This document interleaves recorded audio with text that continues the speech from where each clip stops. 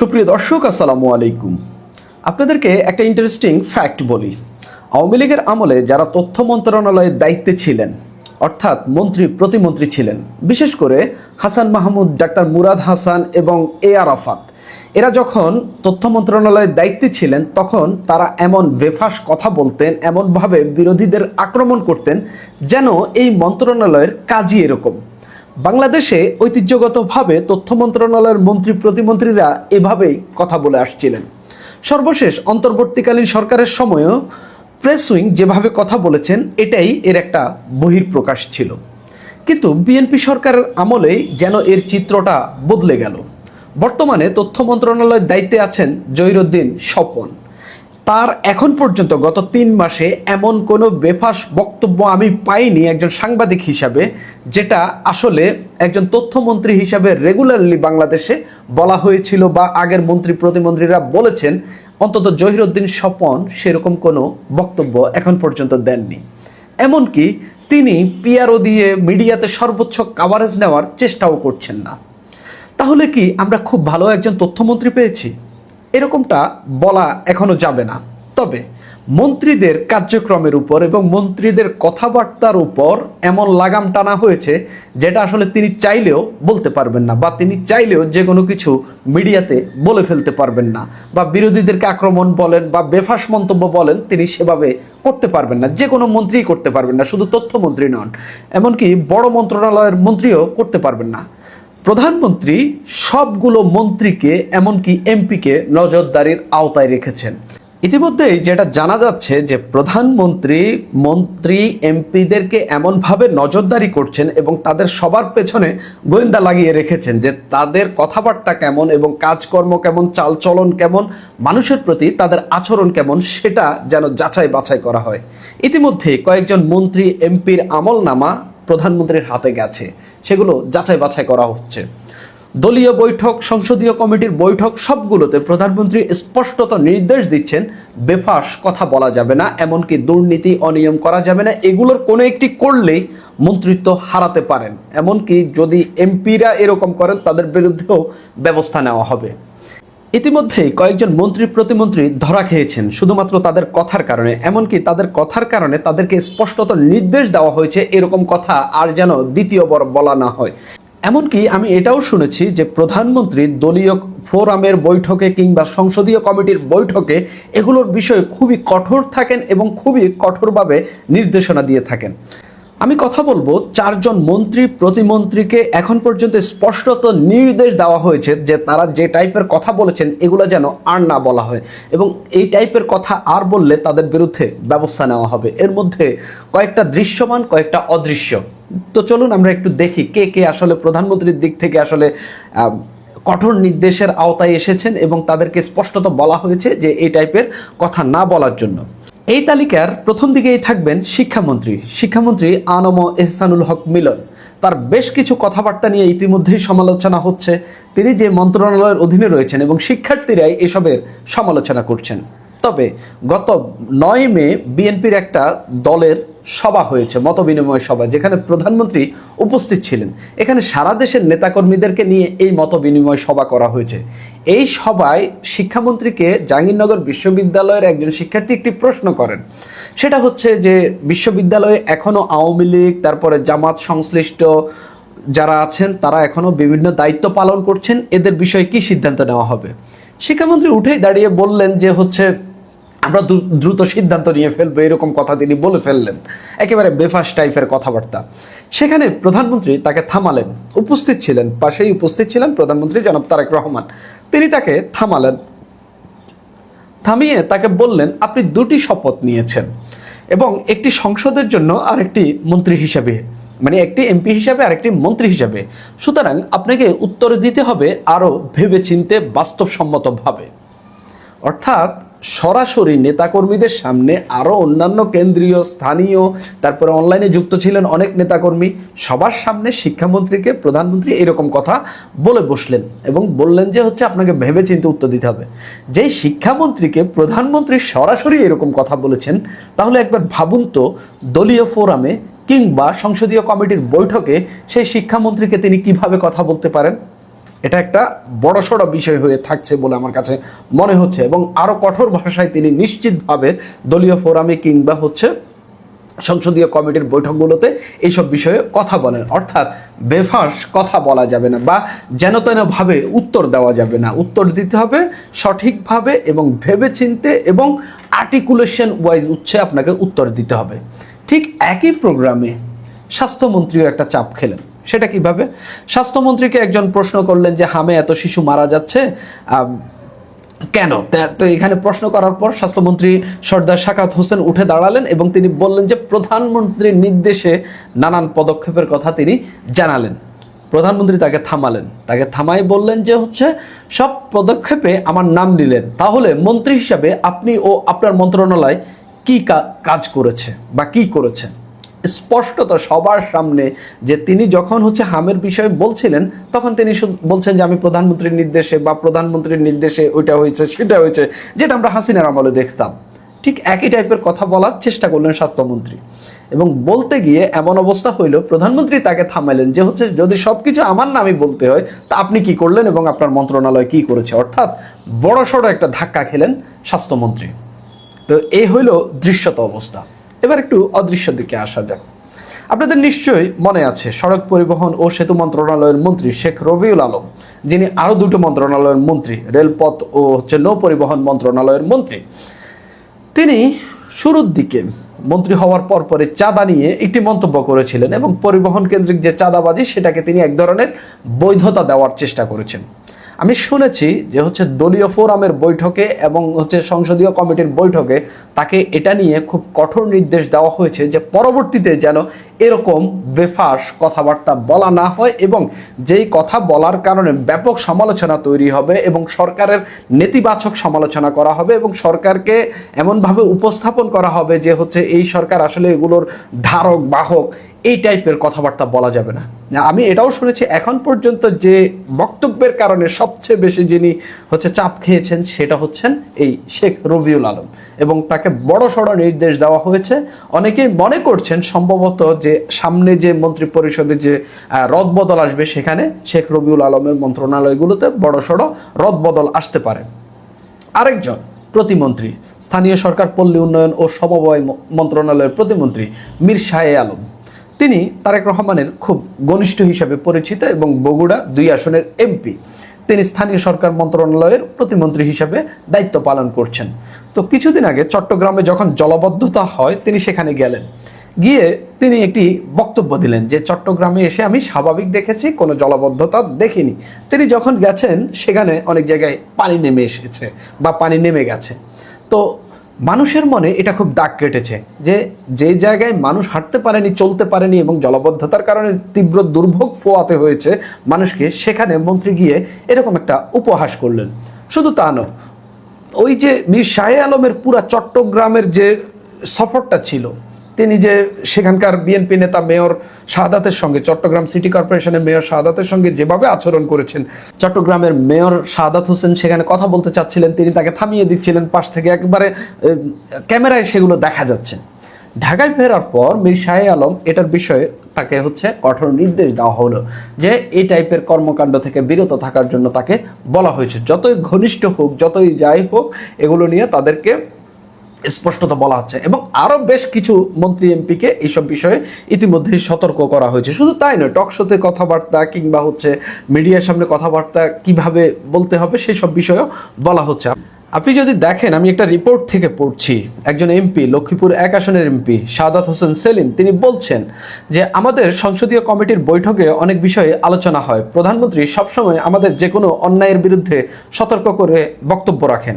আবার সংসদীয় স্থায়ী কমিটির বৈঠকেও মন্ত্রী এমপিদের ত্রুটি বিচ্ছুতির চুলছেরা বিশ্লেষণ করা হয়। এটা শুধু কথাবার্তা না, যে কোনো ত্রুটি বিচ্ছুতি, যে কোনো কর্মের সব কিছুরই চুলছেরা বিশ্লেষণ করা হয়। প্রধানমন্ত্রী আমাদের সব কাছে তদারকি করছেন, তিনি কাউকেই জবাবদিহির বাইরে রাখতে চান না। এই জন্য আমরা যে কোনো কাজের আগে সতর্কতা অবলম্বন করছি। অর্থাৎ মন্ত্রী এমপিরা খুবই চাপের মধ্যে আছেন। নাম প্রকাশে অনিচ্ছুক উচ্চ পর্যায়ের একাধিক সূত্র জানিয়েছে, সরকার এবং দলের বিএনপির একাধিক সূত্র জানিয়েছে, সরকার মন্ত্রী এমপিদের জবাবদিহির আওতায় আনতে নানা পদ্ধতি অবলম্বন করছেন সরকার প্রধান। এক্ষেত্রে সরকারের বিভিন্ন সংস্থা ছাড়াও গোয়েন্দা সংস্থাকে নির্দেশ দেওয়া হয়েছে। ইতিমধ্যে কয়েকজন মন্ত্রী এমপির প্রশ্নবিদ্ধ আমলনামা প্রধানমন্ত্রীর হাতে জমা হয়েছে। দলের সিনিয়র নেতারা বিভিন্ন কর্মসূচিতে বলছেন, প্রধানমন্ত্রী শুধু দুর্নীতিই নয়, যে কোনো পেশি শক্তির বা চাঁদাবাজির বিরুদ্ধেও কঠোর। তাদের বিশ্বাস, প্রধানমন্ত্রীর এই পদক্ষেপে সুশাসন এবং আইনের শাসন পুনঃপ্রতিষ্ঠিত হবে। যেটা নিয়ে সমালোচনা হচ্ছে যে সব এই সরকারি বসার পরই, শেখ হাসিনাও বসার পর এরকম টাইপেরই কাজ করতেন। এখন জনাব তারেক রহমানও একই টাইপের কাজ করছেন, সেটা খুবই ইতিবাচক। তবে সেটা তিনি কতদিন কন্টিনিউ করেন, তার যদি হোল 5 ইয়ার্স, তার ক্ষমতাকালের পুরোটা সময় যদি এটা তিনি কন্টিনিউ করেন, এটাকে অনেকেই সাধুবাদ জানাচ্ছেন। কিন্তু তিনি কয়দিন করলেন, এরপর আর তিনি আর এটা লাগামটা টানতে পারলেন না। সেখানেই কিন্তু দেশের দুরবস্থা তৈরি হবে বা সুশাসনে ব্যাঘাত ঘটবে বলে অনেকেই মনে করছেন। তাই এখন যে পদক্ষেপে হাঁটছেন বা এখন যেভাবে সরকার চালাচ্ছেন, অনেকেই চাচ্ছেন যে এভাবেই চলুক এবং এভাবেই যেন মন্ত্রী এমপিদের লাগাম টেনে এবং তাদেরকে যেন ঠিকঠাক রেখে বাংলাদেশটাকে একটা সুশাসন দেওয়া যায়, সে পথেই যেন হাঁটে। এবং এটাও বাস্তবতা যে সরকার সর্বোচ্চ চেষ্টা চালিয়ে যাচ্ছে, শেষ পর্যন্ত কতটুকু পারবে, কেননা এতগুলো মন্ত্রী প্রতিমন্ত্রীকে কি কন্ট্রোল করা কি এত সহজ কিনা একটা জায়গা থেকে, সেটাও দেখার বিষয় আছে। এই জায়গায় মন্ত্রী এমপিদেরকেও এই বিষয়ে সতর্ক থাকা বা নিজেদের থেকে নিজেরা নতুন যে রাজনীতির ইঙ্গিত দিচ্ছেন জনাব তারেক রহমান, সেই পথে হাঁটাটাই শ্রেয় বলে মনে করেন অনেকেই। সুপ্রিয় দর্শক, এখন এই পর্যন্তই। মার্কিন পররাষ্ট্রমন্ত্রী মার্কো রুবিও আগামী 24 মে ভারত সফরে যাচ্ছেন, এমন খবর আমরা গত 10 মের ভিডিওতে আপনাদের জানিয়েছিলাম। তবে নতুন এবং সবচেয়ে চমকপ্রদ খবর হলো, দিল্লি সফর শেষে মার্কো রুবিও একদিনের ঝটিকা সফরে কলকাতাও যেতে পারেন। যদি তিনি শেষ পর্যন্ত পশ্চিমবঙ্গ সফরে যান, তবে সেটি হবে হিলারি ক্লিন্টনের পর দীর্ঘ 14 বছর পর কোনো মার্কিন পররাষ্ট্রমন্ত্রীর প্রথম কলকাতা সফর। ঘটনা কিন্তু এখানেই শেষ নাই।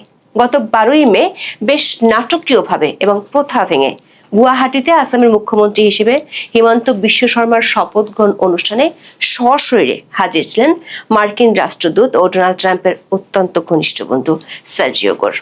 এ নিয়ে ভারতের কূটনৈতিক পাড়ায় এখন তুমুল শোরগোল আর চুল চেরা বিশ্লেষণ চলছে। প্রশ্ন হলো, মার্কিন প্রশাসনের কাছে ভারতের বাংলাদেশ সীমান্তবর্তী রাজ্যগুলো হঠাৎ এতটা গুরুত্বপূর্ণ হয়ে উঠল কেন? অথচ 2012 সালের সফরে তৎকালীন মার্কিন পররাষ্ট্রমন্ত্রী হিলারি ক্লিন্টন ঢাকা হয়ে কলকাতা গিয়েছিলেন। মমতা ব্যানার্জির সাথে তিস্তার চুক্তি নিয়ে মধ্যস্থতার চেষ্টাও করেছিলেন। তাহলে মার্কো রুবিও এত কাছে এসেও এবার ঢাকায় কেন পা রাখছেন না? তবে কি মার্কিনদের কাছে ঢাকার ভূ রাজনৈতিক গুরুত্ব কমে যাচ্ছে, নাকি 2026-এর নির্বাচনের পর গঠিত ঢাকার নতুন সরকারের কাছ থেকে ইতিমধ্যে $1 বিলিয়ন বাণিজ্যিক ও সামরিক সুবিধা নিশ্চিত করে ফেলেছে ট্রাম্প প্রশাসন, যার কারণে আলাদা করে ঢাকা আসার আর প্রয়োজন দেখছে না রুবিও? নাকি দক্ষিণ এশিয়ায় চীনের প্রভাব ঠেকাতে বাংলাদেশের চাইতেও ভারতের এই সীমান্ত রাজ্যগুলোকে এখন বেশি ট্রাস্ট করছে ট্রাম্পের পররাষ্ট্র দপ্তর? নাকি বাংলাদেশের সাথে আকসা ও জিসুমিয়া চুক্তি করতে পারলে বঙ্গোপসাগরে মার্কিন যুদ্ধজাহাজ পাঠানোর ক্ষেত্রে ভারতের সীমান্তবর্তী রাজ্যগুলোই এখন ট্রাম্পের পররাষ্ট্র দপ্তরের সবচেয়ে বড় কনসার্ন হয়ে গেছে? প্রশ্ন উঠছে, বঙ্গোপসাগরের নিয়ন্ত্রণ নিয়ে ওয়াশিংটনের আসল ছকটাই বাকি। দীর্ঘ 14 বছর পর মার্কিন কূটনীতির এই আকস্মিক ইউটার্ন এবং সীমান্ত রাজ্যগুলোর দিকে ট্রাম্প প্রশাসনের এই বিশেষ নজরদারির পেছনের আসল রহস্য কি? বিস্তারিত জানতে চলুন যাওয়া যাক।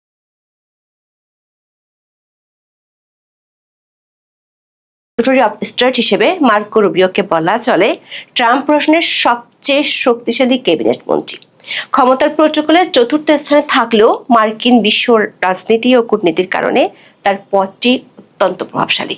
মার্কিন পররাষ্ট্রনীতি, বিশেষ করে চীনকে প্রতিহত করা, ইউক্রেন যুদ্ধ এবং মধ্যপ্রাচ্য সংকট সামলানোর পুরো চাবিকাঠি মার্কো রুবিওর হাতে। ট্রাম্পের প্রশাসনে তার কথার ওজন অনেক বেশি। ভারতীয় সংবাদ মাধ্যমগুলোর খবরে বলা হচ্ছে, এই মার্কো রুবিও আগামী 24 থেকে 26 মে ভারত সফরে যাবেন। দিল্লিতে তিনি একাধিক বৈঠকে যোগ দিবেন। তার মধ্যে ভারতের সঙ্গে দ্বিপাক্ষিক বৈঠক তো থাকছে, আমেরিকা, জাপান, অস্ট্রেলিয়া, ভারতকে নিয়ে গঠিত কোয়াডের পররাষ্ট্রমন্ত্রীদের সম্মেলনও থাকছে। ইরান যুদ্ধের আবদে ইন্দো প্যাসিফিক অঞ্চলের আঞ্চলিক নিরাপত্তার জন্য এই সম্মেলনকে সবচেয়ে গুরুত্বপূর্ণ বলে ভাবা হচ্ছে। কূটনীতিকদের মতে রুবিওর এই আসন্ন ভারত সফর শুধু আঞ্চলিক স্তরেই নয়, সারা বিশ্বের জন্য গুরুত্বপূর্ণ। দৈনিক আনন্দবাজার সহ একাধিক ভারতীয় সংবাদ মাধ্যমের খবরে বলা হয়েছে, এত গুরুত্বপূর্ণ একটি সফরের ফাঁকেও রুবিও একবার কলকাতা ছুঁয়ে যাবেন বলে মার্কিন সূত্র দাবি করছে। দৈনিক আনন্দবাজার পত্রিকা মার্কো রুবিওর এই সফরকে প্রতীকী অর্থে রামের বনবাস থেকে ফেরার সাথে তুলনা করেছেন। দৈনিকটির খবরে বলা হয়েছে, মাত্র কয়েকদিন আগেই পশ্চিমবঙ্গে শুভেন্দু অধিকারীর নেতৃত্বে রামপন্থী সরকার গঠিত হয়েছে। আর এরই মধ্যে জাতীয় বা আন্তর্জাতিক স্তরে এই রাজ্যের গুরুত্বের প্রশ্নে রামচন্দ্রের বনবাসের মেয়াদ সংক্রান্ত হিসাব প্রাসঙ্গিক হয়ে উঠছে। 14 বছর বনবাসে ছিলেন রাম, তারপরে অযোধ্যায় ফিরেছিলেন। পশ্চিমবঙ্গের ঠিক 14 বছর পরে কোনো গুরুত্বপূর্ণ আন্তর্জাতিক অতিথির আগমনের সম্ভাবনা তৈরি হয়েছে। শেষবার কোনো মার্কিন পররাষ্ট্রমন্ত্রী কলকাতা সফরে গিয়েছিলেন 2012 সালের মে মাসে। মমতা বন্দ্যোপাধ্যায়ের মুখ্যমন্ত্রিত্বের বয়স তখন ছিল বছর 3। তখনকার মার্কিন পররাষ্ট্রমন্ত্রী হিলারি ক্লিন্টন কলকাতায় গিয়ে মমতার সঙ্গে প্রায় 1 ঘন্টা বৈঠক করেছিলেন। আনুষ্ঠানিকভাবে জানানো হয়েছিল, ভারত বাংলাদেশের মধ্যে ঝুলে থাকা তিস্তা চুক্তি এবং প্রত্যক্ষ বিদেশি বিনিয়োগ সহ একাধিক বিষয় নিয়ে আলোচনা হয়েছিল। হিলারির সেই কলকাতা সফরের পর থেকে আর কোনো শীর্ষ মার্কিন কর্তাকে পশ্চিমবঙ্গ সফরে যেতে দেখা যায়নি। গত 14 বছরে বিশেষ করে নরেন্দ্র মোদী প্রধানমন্ত্রী হওয়ার পর থেকে প্রথম ও তৃতীয় বিশ্বের প্রায় সব রাষ্ট্রের শীর্ষ নেতাদেরই বারবার ভারত সফরে আসতে দেখা গিয়েছে, কাউকে একবার, কাউকে একাধিকবার। এই সময়ের মধ্যে ভারতে কখনো G20 শীর্ষ সম্মেলন হয়েছে, কখনো ব্রিক্স শীর্ষ বৈঠক হয়েছে, কোনো কর্মসূচি দিল্লিতে হয়েছে, কোনোটি আহমেদাবাদে, কোনোটি মুম্বাইয়ে, এমনকি কোনোটি তামিলনাড়ুর মহাবলীপুরমেও হয়েছে। কিন্তু কলকাতা বা পশ্চিমবঙ্গ বাদ থেকে গিয়েছে। তাও ভারতীয় গণমাধ্যমের কাছে বিষয় হলো, মার্কো রুবিও কেন হঠাৎ করে কলকাতায় যাচ্ছেন। দর্শক, 2012 সালে তৎকালীন মার্কিন পররাষ্ট্রমন্ত্রী হিলারি ক্লিন্টন যখন কলকাতায় পা রেখেছিলেন, তখন তিনি বাংলাদেশের রাজধানী ঢাকা হয়ে কলকাতা গিয়েছিলেন। 2012 সালের 4 মে তিনি বাংলাদেশে এসেছিলেন এবং 6 মে বাংলাদেশ সফর শেষে কলকাতা যান। সে সময় প্রকাশিত বিবিসি বাংলার খবর থেকে জানা যাচ্ছে, ওই সফরে ঢাকায় এসে প্রেস কনফারেন্সে প্রকাশ্যে মার্কিন পররাষ্ট্রমন্ত্রী হিলারি ক্লিন্টন গ্রামীণ ব্যাংকের পক্ষে ওকালতিও করে গিয়েছিলেন। তিনি বলেছিলেন, বাংলাদেশে গ্রামীণ ব্যাংকের ভবিষ্যৎ কর্মকাণ্ড যাতে সুষ্ঠু ও নিরপেক্ষভাবে পরিচালিত হতে পারে সেটা নিশ্চিত করা জরুরি। যার অর্থ হলো, হিলারি সেবারের ঢাকা সফরের মূল লক্ষ্য হয়েছিল ডক্টর ইউনূসকে সাহায্য করা, আর তার কলকাতা সফরের মূল কেন্দ্রবিন্দু ছিল বাংলাদেশ। কিন্তু দীর্ঘ 14 বছর পর 2026 সালের মে মাসে এসে ট্রাম্পের পররাষ্ট্রমন্ত্রী মার্কো রুবিও যখন আবার কলকাতায় আসার ছক কষছেন, তখন সমীকরণটি সম্পূর্ণ উল্টে গেছে। রুবিও এত কাছে এসেও এবার ঢাকায় পা রাখছেন না। তাহলে কি মার্কিনীদের কাছে ঢাকার ভূ রাজনৈতিক গুরুত্ব একেবারেই কমে গেছে? আসল সত্য হলো, ট্রাম্প প্রশাসনের কাছে ট্রানজিশনাল ডিপ্লোমেসি বা ব্যবসায়িক কূটনীতির কারণে ঢাকার সাথে আমেরিকার লেনদেন অলরেডি প্রায় শেষ হয়ে গেছে। 2026 ফেব্রুয়ারিতে বাংলাদেশে সাধারণ নির্বাচনের পর তারেক রহমানের নেতৃত্বে যখন নতুন সরকার গঠিত হলো, ওয়াশিংটন কালক্ষেপণ না করেই ঢাকার কাছ থেকে তাদের সব কৌশলগত ও বাণিজ্যিক সুবিধা আদায় করে নিয়েছে। গত কয়েক মাসে মার্কিন যুক্তরাষ্ট্রের সাথে বাংলাদেশের অত্যন্ত গুরুত্বপূর্ণ বাণিজ্য ও কৌশলগত চুক্তি ART স্বাক্ষরিত হয়েছে এবং আমেরিকার দীর্ঘদিনের সামরিক আবদার আকসা বা লজিস্টিক সাপোর্ট চুক্তির একেবারে দ্বারপ্রান্তে দাঁড়িয়ে আছে ঢাকা। ফলে কট্টর চীন বিরোধী মার্কো রুবিও এই মুহূর্তে ঢাকাকে আলাদা করে তুষ্ট করার কোনো ডিপ্লোম্যাটিক প্রয়োজন দেখছেন না, বরং তার পুরো মনোযোগ এখন ভারতের এই সীমান্ত রাজ্যগুলোর দিকে। তাহলে আসামে কি এমন ঘটলো যে ট্রাম্পের পরম বন্ধু এবং মার্কিন রাষ্ট্রদূত সার্জিও গোরকে প্রথা ভেঙে গুয়াহাটিতে ছুটে যেতে হলো? এর পিছনে রয়েছে বৈশ্বিক রাজনীতির অন্যতম মাস্টার স্ট্রোক, যাকে বলা হচ্ছে সিলিকন ডিপ্লোম্যাসি। আসামের জাগি রোডে টাটা গ্রুপের নেতৃত্বে ভারতের অন্যতম বৃহৎ সেমিকন্ডাক্টর বা চিপ অ্যাসেম্বলি প্ল্যান্ট তৈরি হচ্ছে। বর্তমান প্রযুক্তির বিশ্বে এই সেমিকন্ডাক্টর চিপ হলো নতুন খনিজ তেল, আর এই খাতে আমেরিকার রয়েছে বিলিয়ন ডলারের বাণিজ্যিক ও প্রযুক্তিগত বিনিয়োগের প্রস্তাব। কিন্তু এর একটা ভূ রাজনৈতিক দিকও আছে। আসামের ভৌগোলিক অবস্থান অত্যন্ত সংবেদনশীল। এর এক পাশে চীন সীমান্ত, অন্য পাশে বাংলাদেশ ও মিয়ানমার। হিমন্ত বিশ্ব শর্মা শুধু আসামের মুখ্যমন্ত্রী নন, তিনি উত্তর পূর্ব ভারতের বিজেপির প্রধান চাবিকাঠি। ট্রাম্প প্রশাসন খুব ভালো করেই জানে চীনের দোরগোড়ায় দাঁড়িয়ে এই সেমিকন্ডাক্টর হাবে নিরাপত্তা নিশ্চিত করতে এবং উত্তর পূর্ব ভারতের করিডোরগুলোতে মার্কিন নজরদারি বাড়াতে হিমন্ত বিশ্ব শর্মার মতো একজন শক্তিশালী আঞ্চলিক নেতার সাথে সরাসরি সংযোগ রাখা কতটা জরুরি। তাহলে প্রশ্ন উঠতে পারে, রুবিও কেন এখন কলকাতায় আসছেন? মার্কিন রাষ্ট্রদূত সার্জিও গোয়ের ইতিমধ্যে ইঙ্গিত দিয়েছেন, ভারতের সাথে মার্কিন যুক্তরাষ্ট্রের যে প্রায় 20 বিলিয়ন ডলারের বিনিয়োগের কথা চলছে, তার একটি বড় অংশ এই নতুন পশ্চিমবঙ্গে আসতে পারে। কূটনৈতিক সূত্রগুলো বলছে, মার্কো রুবিওর এই সফর অন্যতম মূল লক্ষ্য হলো বঙ্গোপসাগরের নিয়ন্ত্রণ এবং চীনের প্রভাব ঠেকানো। কোয়াডের সদস্য দেশগুলো ঠিক তাই চায়। মার্কো রুবিও মার্কিন রাজনীতিতে একজন চরম চীন বিরোধী হিসেবে পরিচিত। আমেরিকার ইন্দো প্যাসিফিক স্ট্র্যাটেজির মূল লক্ষ্যই হলো এই অঞ্চলে চীনের একচেটিয়া প্রভাব রুখে দেওয়া। বাংলাদেশ ও মিয়ানমার সীমান্তে যে অস্থিরতা কিংবা বঙ্গোপসাগরে চীনের যে নৌ তৎপরতা, তা ভারতের উত্তর পূর্বাঞ্চল এবং পশ্চিমবঙ্গকে সরাসরি স্পর্শ করে। মার্কিন রণতরী বা সামরিক কৌশল যদি এই অঞ্চলে কাজ করতে হয়, তবে ভারতের এই সীমান্ত রাজ্যগুলোর লজিস্টিক সাপোর্ট এবং পলিটিক্যাল স্থিতিশীলতা আমেরিকার জন্য সবচেয়ে বড় কনসার্ন বা উদ্বেগের কারণ। আমেরিকার লক্ষ্য হলো বাংলাদেশকে এককভাবে প্রভাবিত করার চেয়ে ভারতের সীমান্ত রাজ্যগুলোকে শক্তিশালী অর্থনৈতিক ও সামরিক বলয়ে বেঁধে ফেললে চীনের উপর চাপ সৃষ্টি করা অনেক বেশি সহজ হবে। কারণ ডক্টর ইউনূসের অন্তর্বর্তীকালীন সরকার আমল থেকে শুরু হওয়া দর কষাকষির পর বর্তমান সরকারের আমলে মার্কিন প্রশাসন এরই মধ্যে বঙ্গোপসাগরের যুদ্ধজাহাজ পাঠানোর বিষয়ে প্রায় চূড়ান্ত পর্যায়ে পৌঁছে গেছে। বাংলাদেশ ও আমেরিকার মধ্যে আকসা চুক্তিটি সই হওয়ার পথেই রয়েছে। এটি সই হলে মার্কিন নৌবাহিনীর যুদ্ধজাহাজ এবং যুদ্ধ বিমানগুলো সরাসরি বাংলাদেশের চট্টগ্রাম এবং মাতারবাড়ির মতো স্ট্র্যাটেজিক সমুদ্র বন্দর ও বিমান বন্দরগুলো ব্যবহার করার আইনি অধিকার পেয়ে যাবে। রক্ষণাবেক্ষণ, রিফুয়েলিং এবং লজিস্টিক সাপোর্টের নাম করে মার্কিন যুদ্ধজাহাজগুলো তখন নিয়মিত অবস্থান করবে বঙ্গোপসাগরে। শুধু তাই নয়, এর পাশাপাশি জেসমিয়া চুক্তিটি স্বাক্ষরিত হলে এই চুক্তির মাধ্যমে ওয়াশিংটন ও ঢাকা সরাসরি ক্লাসিফাইড সামরিক গোয়েন্দা তথ্য আদান প্রদান করতে পারবে, যার ফলে পুরো বঙ্গোপসাগর এবং ভারত মহাসাগরের প্রধান সামুদ্রিক রুটগুলোর উপর মার্কিন সার্ভিলেন্স বা নজরদারি ব্যবস্থা বহুগুণ বেড়ে যাবে। আন্তর্জাতিক গণমাধ্যমগুলোর খবরে বলা হচ্ছে, তারেক রহমান প্রধানমন্ত্রী হবার পর ট্রাম্প যে চিঠি দিয়েছিলেন, সেখানেও এই সামরিক চুক্তির কথা বলা ছিল। যদিও আকসা এবং জেসমিয়া চুক্তি দুটি করার জন্য প্রস্তাব দেওয়া হয়েছিল শেখ হাসিনার আমলে, কিন্তু বেশ কয়েক দফা আলোচনার পর শেষ পর্যন্ত আওয়ামী লীগ সরকার সেটি না করে দিয়েছিল। উল্টো শেখ হাসিনা বারবার অভিযোগ করেছিলেন, আমেরিকা বঙ্গোপসাগরের সেন্ট মার্টিন দ্বীপে একটি সামরিক ঘাঁটি তৈরি করতে চায় এবং তিনি তাতে রাজি না হওয়াতেই নাকি তাকে ক্ষমতা থেকে ছাড়তে হয়েছে। কূটনৈতিক সূত্রগুলো বলছে, মার্কিন যুক্তরাষ্ট্র ঢাকার সাথে সম্পর্ককে অলরেডি একটি সুনির্দিষ্ট চুক্তির ফ্রেমে বেঁধে ফেলেছে।